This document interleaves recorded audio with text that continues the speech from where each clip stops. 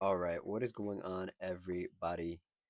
In today's video, we're going to talk about some news that broke over the weekend. We're going to preview some games, and we're going to take a deep dive into the breaking news. And the breaking news that we got, I guess, what time was that? Around 2 o'clock on Friday, that the Memphis Grizzlies parted way with their 5 year um, long head coach in Taylor Jenkins. A shock to everybody. I mean, just to say it right here, right now, the Memphis Grizzlies only have one, two, three, four, five, six, seven, 8 games left, and they fired their head coach. Yeah. So we're gonna talk about that. If you like what I have to say, like the video. If you have your own opinions, comment them below. And if you just like the vibes, consider subscribing. Let's jump right into this Taylor Jenkins stuff because this came out of left field. 7 games left on the season. I said seven, right? One, two, three, four, five, six, seven, eight. 8 games left on the season, right? And they canned him. They canned him. I was very I didn't know how to feel about this Grizzlies team all year because they do this all the time, right? Right now, Memphis is sitting at the 5 spot in the West. They're 44 wins on the season to their 30 losses on the season. Not by any means the best team in the league. I said in previous videos that I don't think anybody's scared of them. I don't think anybody really cares about them. I mean, like the Oklahoma City Thunder, the Houston Rockets, the Denver Nuggets, the Lakers, the Warriors, all these top teams, I don't think they're scared of Memphis. Even these bottom teams like the Timberwolves, the Clippers, I don't think any of these teams are worried about them. But in this stunning move to get rid of Coach Taylor Jenkins is just that, plainly put, stunning. Um, the word on the street is that he is being quote unquote scapegoated. Taylor Jenkins is taking the blame for Ja Morant having a bad year, having an inconsistent year, and this is what happens. You can't really fire a player, and and fans come to see players, so you can't really get rid of them without it being a long drawn out process. And somebody like John Moran is so popular with the team, and he's basically the team, the soul of the team. Even though he's been injured in the past and has been injured this year as well, it's easier to just get rid of the coach in the NBA. Just get rid of the coach, blame the coach, and that's that. Um, to give some numbers to what I'm saying here, um, since John Moran has become an All Star, that was in what year is that? That's 2021 2022 was his first All Star appearance where he was averaging a career high 27 points. Right. Since then, you're in that All Star caliber um, bracket, right? Since then, this year 2024 2025 has been his worst year as an All Star. 22 points a game, 7 assists, 7.5 assists. That's not where he was when he was an All Star. Um, let's see, rebounding, 4 rebounds, almost a career low in rebounds. Um, I will give him this, a career high in steals this season. Um, his field goal has dropped. I think this is his second worst field goal shooting year of his career.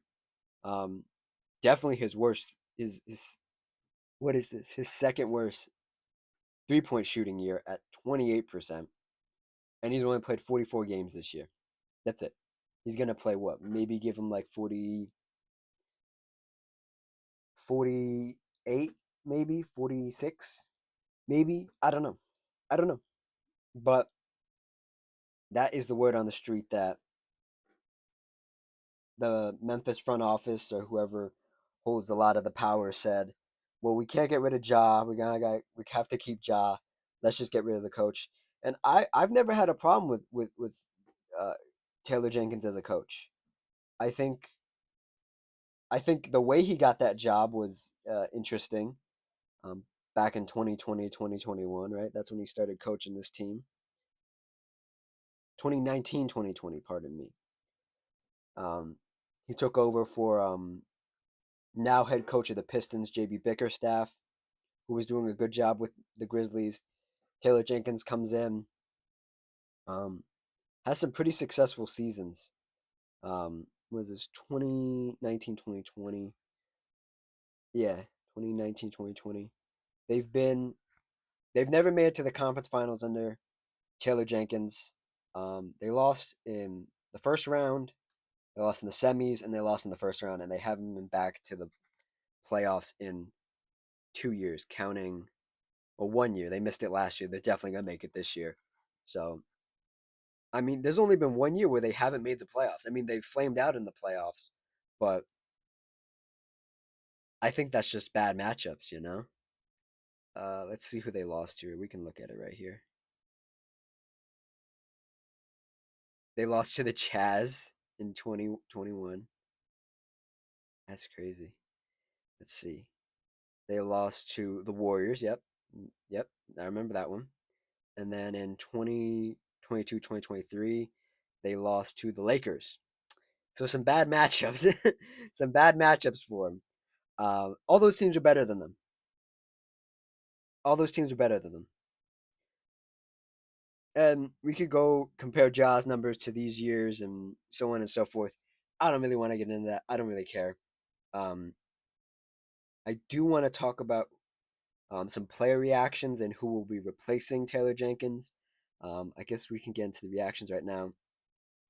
Um, Desmond Bain, uh, Memphis Grizzlies shooting guard, said, and I quote, "It's on us for sure. Coach didn't shoot one shot all season. He didn't guard anybody." He said about um, Taylor Jenkins, and him and Taylor Jenkins had a long conversation after he was fired. That's true. I mean, I, I haven't watched the Grizzlies enough. You could ask a Memphis Grizzlies fan if Taylor Jenkins really deserved this, because at times I do believe stuff like this does come down to the coach, but other times I just don't think it's their fault. They just kind of get put out, you know. Um, I will say this: Taylor Jenkins, as the Memphis Grizzlies head coach, never got close to a 60 game season, 60 game win season. The closest they got was 56 wins on the season, and they haven't gotten near 50 of the past 2 years, near 50, including this year. So let's see. We'll read that one last. Scottie Pippen Jr., Memphis Grizzlies guard, said, and I quote, "He was the first coach that made my NBA dreams come true. He was very appreciative and shocked. Um, but Taylor Jenkins gave him a chance, an opportunity." That's very true. Scottie Pippen played very well. I think Taylor Jenkins got a lot out of some of these role players that Memphis brought in. Um, I it's bold to say I don't think any other coach could have done it, but it's hard to get that out of people sometimes. And I guess Taylor Jenkins, you could say, he's a great motivator of men, of players. You know, I guess you could say that. Um, and last quote from All-Star point guard Ja Morant on Taylor Jenkins firing and his first time really experiencing the business side of the NBA. And I quote, "I've had Coach Taylor since I got here. Everything I've done in a Grizzlies jersey pretty much been under him," end quote. Yeah, that's true. That's true. I mean, John Morant was in that is in that let's see, what year was this? What year did he get drafted? 2019. Yep. Same year Taylor Jenkins started coaching. Ew, I forgot David Fisdale was the coach of the Grizzlies. Yuck. Yuck, yuck, yuck. Anyway, that was a side note. Do I think Ja's the problem? And I've been very vocal. I'm not the biggest Ja fan. I've taken the opportunity to nitpick his game a lot this year. Um, I I think you're just in a bad year. I think Ja just needs to get healthy. In a year where your all-star point guard only plays 40 something games, his lowest of his career, you're gonna blame the coach, and where Ja's is most inconsistent, you're gonna blame the coach. It's not a good look, you know. It's not a good look. Let's talk about who will be replacing him. Let me find it real quick. All right, I found it. I also figured out how to say his name because I forgot. He's a very foreign name, and I try not to butcher names. We're not gonna try to say his last name over here. We're just gonna say his first name, Tomas. Um, Tomas. Oh, I'm gonna have to say it because I have to tell you who it is.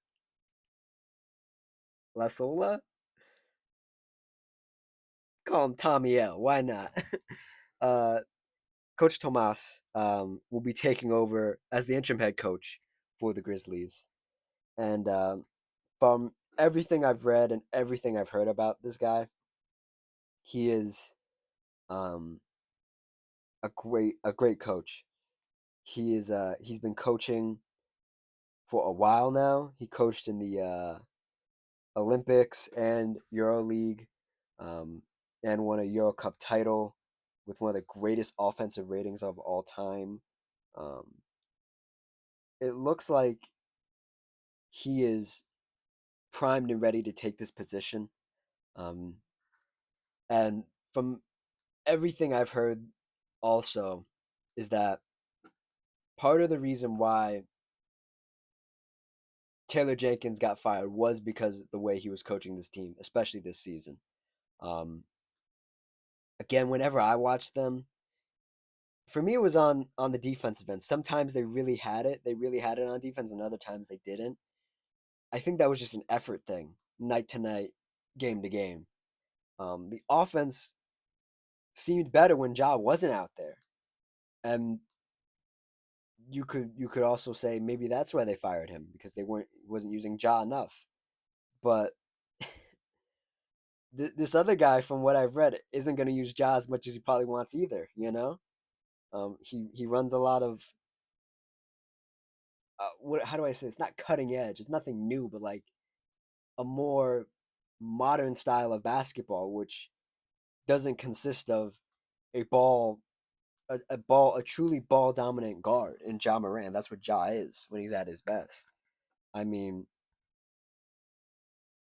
I'm looking at this article right now, and his offense includes pushing the tempo, a variety of different screens, um, whether they were in half court sets, slip screens, Gortat screens, Varejao screens. These are all concepts that are sort of deep basketball that the casual person would get, but these are different sort of screens and different sort of ways to get not just the ball handle open, but all types of players open. Guys with the ball, guys without the ball. Um, and this guy has the offense and he wants to run the offense the way he wants to run it. And I guess if he doesn't, if Ja doesn't like it, Ja doesn't like it, you know? Um, I wish him nothing but the best, this guy. Um, so just to look at the remainder of the season very quickly before we touch on some other stuff here. Again, the Memphis Grizzlies have 7 games left, 8 games left this season. It's not a cakewalk by any means. To finish off the month of March tonight, they play Boston. Um, this is all in April. They play Golden State, they play Miami, they play Detroit, they play Charlotte, they play Minnesota, they play Denver, they play Dallas. I could realistically see them was this like splitting these games like in a half. At worst case scenario, splitting the games. Like a loss against Golden State, a win against Miami, a loss to Detroit. Actually, no. Shit, sheesh. Never mind. They might. It's gonna get real interesting down the stretch here because Miami and Charlotte are the only ones that I think they could probably, of course, get a win against. You run into Golden State. You run with Steph Curry back. You run into Detroit, who's been on a tear all season. You run into Minnesota, Denver, and all the most of these games are away. Um, they're home against Boston and Golden State, and then they go on a road trip. Then they're to Minnesota. Then they're in Denver, and they end the season at home on the 13th. Huh. I don't know, man. It's gonna be tough. We gotta see what this guy can do. This coach can do. With this team, how the team is gonna react, and so on and so forth. Um, I want to read you some odds on who will be the Memphis Grizzlies head coach next season. Obviously, Tomas is at the top, plus 150. Um, some of these are crazy, and I'm not. I probably should read all of them because they're kind of funny, but um, Tom is obviously the best. Tomas is at the top. They have Jeff Van Gundy here. No, I'm good off that. Do not bring Jeff Van Gundy to Memphis. Don't do that. James Borrego. I don't know if James Borrego is ready to coach because he tried to coach the Hornets and it went terribly. Um, Micah Noor. I don't even know who that is. He might be an assistant somewhere. Sam Cassell. I could see Sam Cassell. He's been an assistant coach for a long time. Um, Mitch Johnson is here. Darvin Ham is here. College coach Rick Pitino is here. I don't think he's leaving St. John's after the year they had. That was a great year for them. Um, Nate McMillan, no. Dan Hurley. Dan Hurley would be interesting. You have to see how the tournament goes. He's also a college coach, so you have to see how the rest of this college tournament goes. Um, Nick Nurse. I could see Nick Nurse if Philly lets him go. I could see Nick Nurse. I'd actually like Nick Nurse. Um, Mike Budenholzer. I think Mike's done. I just got news that Kevin Durant's gonna be out for a week, and it looks like the Sun season is over. So it looks like Mike Budenholzer is gonna be out at the end of the season. I wouldn't be surprised if they let him go as soon as the season ends. Um, I think after that, I think Mike is done coaching. It's been a lot for Mike the last couple years. Um, Jason Kidd. If the Mavericks fire Jason Kidd, I don't even know, man. Doc Rivers getting the boot from Milwaukee, no, and then at plus was this 2,000 at plus 2,000 betting odds is John Morant's father at T Morant. That's hilarious. No, but seriously, from this list, I probably would say like Sam Cassell, um, where is he? Nick Nurse, and maybe one of the college coaches. But I think you just stick with the interim head coach Tomas and let it ride. You know what I mean? And then finally, the last bit of business with this Memphis situation is where could Taylor Jenkins end up now that he's a free agent essentially? Again, some more betting odds for you. The 76ers are the top. I don't know if that would work, but I don't see why not. I would like to see him in Chicago. Chicago would be great. Billy Donovan over there in Chicago has done nothing but keep them above water, and that's it. Or not even keep them above water sometimes. So I think Taylor Jenkins would be a great fit in Chicago. San Antonio with Greg Popovich's future uncertain coaching. I did make a video about that. If you want to hear my opinion about that, I'll put a card in the top right corner. Just click it. Um, let's see who else we got. Sacramento Kings. I feel like the Kings would be desperate to get Taylor Jenkins if they could. Phoenix Suns. If Kevin Durant leaves, I don't think you need a coach like Taylor Jenkins. I think you need a coach that like is gonna actually win you some games. You know, Miami Heat. I don't even know why the Miami Heat are here. I don't know why they would get rid of um, Eric Spoelstra. Doesn't make sense. New Orleans Pelicans. I like Willie Green. New Orleans just needs to be healthy. I don't think they need a new coach. And then the Raptors. Um, the Raptors just got their coach there, and they're doing okay. I think the Raptors are at least going to give their coach next year because they actually have a full healthy roster next year, hopefully, and we'll try to do that. But I think the best ones are probably Chicago, San Antonio, and Sacramento for Taylor Jenkins. Yeah, that would be my takeaway from that. And last bit of business for this video. Let's preview some games. We'll just do 2 nights of games. We'll do tonight and Tuesday night. Uh, Again, Boston is in Memphis. Give me Boston. I'll take Boston. Um, the late night game. Ooh, this would be a fun one. Houston in Los Angeles. Oof. Oh man. Give me. Oh man. Give me. Oh, this is a tough one. Give me Houston. Why not? Give me Houston. Spice it up a little bit. Give me Houston. Um,